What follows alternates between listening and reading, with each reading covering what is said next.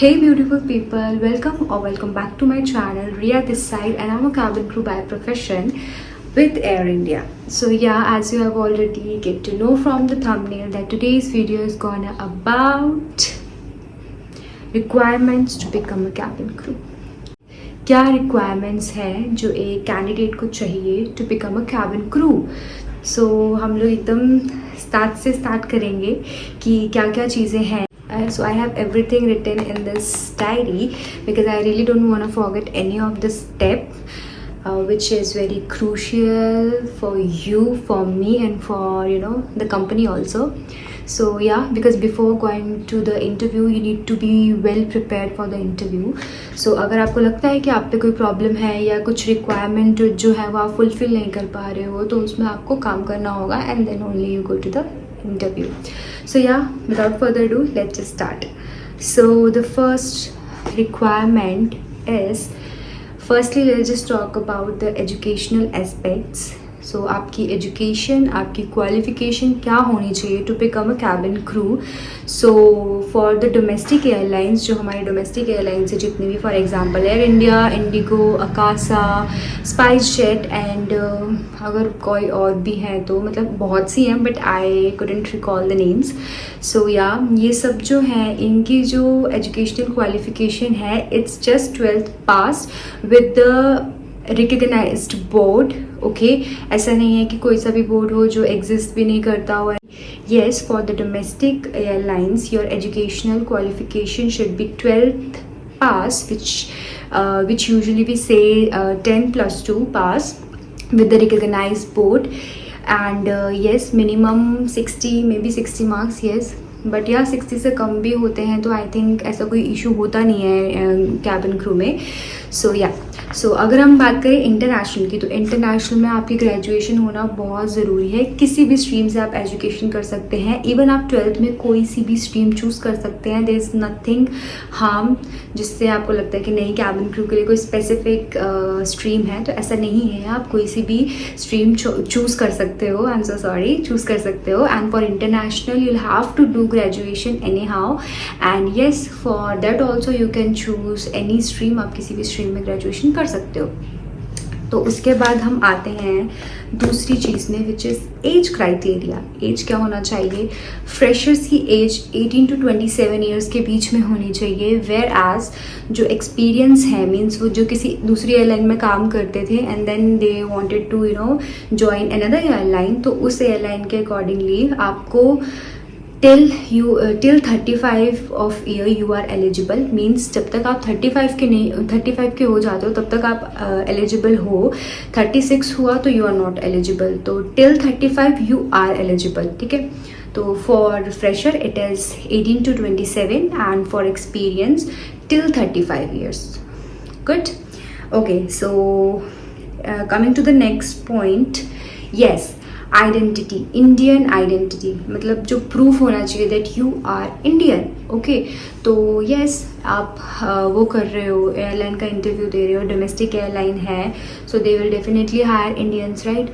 तो क्योंकि हमारी डोमेस्टिक एयरलाइंस जो है वो फॉरेनर्स को हायर नहीं करती है, वेयर एज फॉरेन एयरलाइंस जो है वो इंडियंस को हायर करती है. सो या अभी के लिए फ़िलहाल इतना जानते हैं कि जो हमारी आइडेंटिटी है वो इंडियन आइडेंटिटी होनी चाहिए. For example passport, Aadhaar card, pan card etcetera. इसमें से कोई सी भी एक चीज़ आपके पास होनी ही चाहिए. पासपोर्ट जो है वो इंटरव्यू तक वहाँ पे इम्पॉर्टेंट नहीं है, लेकिन इंटरव्यू के बाद आपके पास पासपोर्ट होना ही चाहिए क्योंकि इंटरव्यू के बाद पासपोर्ट बहुत सी जगह पे लगता है. एंड ट्रेनिंग, आपके पास सिर्फ ट्रेनिंग तक का टाइम होता है जिसमें आपको अपना पासपोर्ट अरेंज करना होता है. एनी हाउ एयर इंडिया में इट इज़ लाइक दैट कि आपको ट्रेनिंग तक का भी ठीक है. अगर आपका नहीं हो पा रहा है आपने एटलीस्ट, बट हाँ इंटरव्यू के टाइम में आप ये मत बोलना कि मैंने पासपोर्ट है नहीं.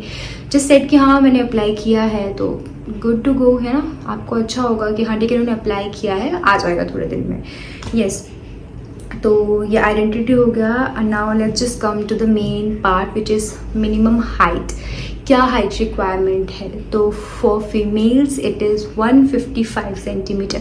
डोमेस्टिक एयरलाइन में जितनी भी डोमेस्टिक एयरलाइन है उसमें 155 सेंटीमीटर्स है। I am confirmed about air India, Indigo and Akasa, इनकी हाइट क्राइटेरिया 155 सेंटीमीटर्स ही है। एंड टॉकिंग अबाउट इंटरनेशनल, तो इंटरनेशनल एयरलाइंस की जो हाइट रिक्वायरमेंट है इट इज़ 157 सेंटीमीटर्स। ओके, सो या accordingly you can measure your height, and if you are eligible you are good to go. Coming to the next thing which is weight requirement. So basically आपका जो GD होता है, GD के बाद आपका BMI round होता है, तो उस BMI राउंड में आपका हाइट लिया जाता है और आपका वेट लिया जाता है। BMI is known as body mass index, तो इसमें आपका हाइट और वेट लिया जाता है, उनको आपस में डिवाइड किया जाता है एंड प्रोपोर्शनली उनको एक बैलेंस किया जाता है। तो हाइट आपकी जो मैंने बता दिया इतनी तो होनी ही चाहिए, तो जो वेट है वो अकॉर्डिंगली उसके प्रोपोर्शनली आना चाहिए, कोई स्पेसिफिक वेट नहीं है। अगर आपकी हाइट इतनी है, अगर आपका वेट इतना है और आप हेल्दी आ रहे हो BMI में, तो यू आर गुड टू गो।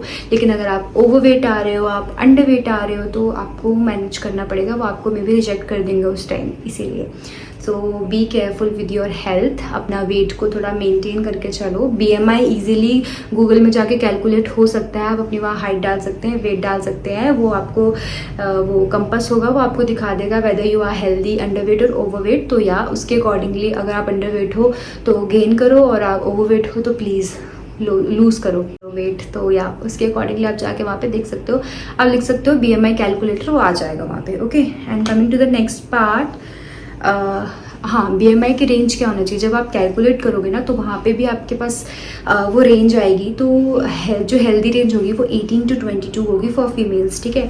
18 और 22 की 18 आ रही है, गुड। 19 आ रही है, 20 आ रही है, 21 आ रही है, 22 आ रही है, गुड। लेकिन ओवर 22 आ रही है then it's not good. Okay, overweight होगा 18 से नीचे, वो अंडर वेट होगा, तो आप इससे ये पता लगा सकते हो। तो येस, BMI रेंज आपकी 18 to 22 के बीच में आनी चाहिए। 18 भी चलेगा, 22 भी चलेगा, बस इससे ऊपर इससे नीचे नहीं होना चाहिए। Okay, so the next requirement is you should be well groomed. जब भी आप इंटरव्यू के लिए जा रहे हो, you need to be properly groom. मतलब ग्रूमिंग डजंट मीन कि आपने मेकअप किया है बहुत अच्छा, नहीं, आपका इनर और आउटर अपीयरेंस दोनों मैटर करता है। उसे आपके इनर और आउटर अपीयरेंस को मिला के जिससे वर्ड दिया गया है it is known as grooming. The way you are speaking, the way you are walking, the way you are standing, the way you are presenting yourself, the way are, and then comes the way you have maintain yourself, ठीक है। तो उसे हम लोग को grooming कहते हैं। तो वो चीज़ आपकी बहुत ज़्यादा अच्छी होनी चाहिए। Coming to the next part, you should be fluent in Hindi and English both. Yes, no doubt English में इंटरव्यू होता है एंड इंग्लिश में सब पूछा जाता है। English is the major language in aviation. उसको इंग्लिश सबसे ज़्यादा, इंग्लिश को बहुत ज़्यादा इंपॉर्टेंस है एविएशन में, राइट। बट उतनी ही इम्पॉर्टेंस हिंदी को भी है, मतलब ठीक है उतनी नहीं है, बट येस हिंदी आनी ही चाहिए। हिंदी एक कंपल्शन है एविएशन में, आपको आना चाहिए। क्योंकि मैंने इंटरव्यू में भी ऐसा होता है, जो नॉर्थ ईस्ट, बहुत सारी नॉर्थ ईस्ट की लड़कियां होती हैं जिनको हिंदी नहीं आती है। इंग्लिश तो वो अच्छे से कर लेती है, बट किसी को हिंदी नहीं पढ़ने नहीं आती, कुछ पढ़ लेती है और कुछ को नहीं पढ़ने आती है, तो उनको भी इंटरव्यू में रिजेक्ट किया जाता है। तो please be careful, Hindi and English दोनों आने चाहिए। जो मेजर लैंग्वेज है इट इज़ इंग्लिश, बट साथ में उसकी हिंदी भी आनी चाहिए। Okay, talking about next, तो next and the last but not the least is vision. Your vision should be 6x6. अब now the question is कि ठीक है हमारी eyes weak है, हमारी 6x6 नहीं है। अब ऐसा कुछ नहीं है, अलाउड है एयरलाइंस में, लेंसेज अलाउड है। आपका जब मेडिकल्स होगा उसके अकॉर्डिंगली एक ना मिनिमम पार होती है जितनी होनी चाहिए आपकी, तो ऐसा कोई टेंशन लेने वाली बात नहीं है। अभी तो स्पैक्स भी अलाउड हो गए हैं, एकदम पतले पतले वो बाउंड्रीज वाले ब्लैक कलर में अलाउड हो चुके हैं, बट या लेंसेज भी अलाउड हैं।